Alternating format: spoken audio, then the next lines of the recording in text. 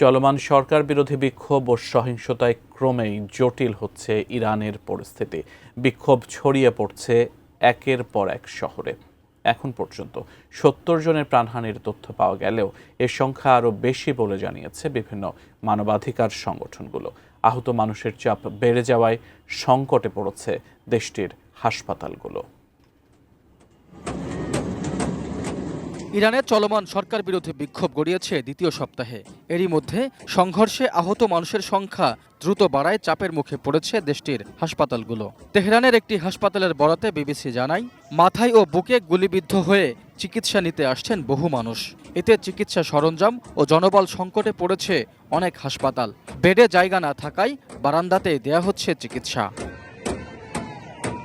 বিশ্বমানের থার্মিক্স রড, সালাম স্টিল থার্মিক্স, দেশের একমাত্র থার্মিক্স রড।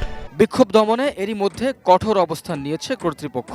দেশের জাতীয় স্বার্থ রক্ষায় মোতায়েন করা হয়েছে সেনাবাহিনী। জনসম্পত্তি ও গুরুত্বপূর্ণ স্থাপনা রক্ষায় রেডলাইন ঘোষণা করেছে ইরানের বিপ্লবী গার্ড আইআরজিসি।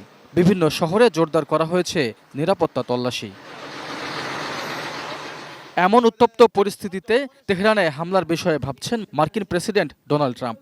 আন্তর্জাতিক বিভিন্ন গণমাধ্যম জানায়, কোথায় কিভাবে হামলা হতে পারে তা নিয়ে ট্রাম্পের সামনে নানা পরিকল্পনা তুলে ধরেছেন কর্মকর্তারা। হামলার ব্যাপারে চূড়ান্ত কোনো সিদ্ধান্ত না হলেও বিষয়টি বেশ গুরুত্বের সঙ্গে ভাবছেন তিনি। ট্রাম্প বলেন, স্বাধীনতা অর্জনে যুক্তরাষ্ট্রের দিকে তাকিয়ে আছে ইরানের জনগণ, আর তাদেরকে সব ধরনের সহায়তা দিতে প্রস্তুত যুক্তরাষ্ট্র। এদিকে আন্দোলনে অংশ নেয়া বিক্ষোভকারী ও তাদেরকে সহায়তাকারীদের সৃষ্টিকর্তার শত্রু আখ্যা দিয়ে তাদের বিরুদ্ধে মৃত্যুদণ্ডের মতো কঠোর শাস্তির হুঁশিয়ারি দিয়েছে Tehran. Raihan Munshi, desk report, ATN news.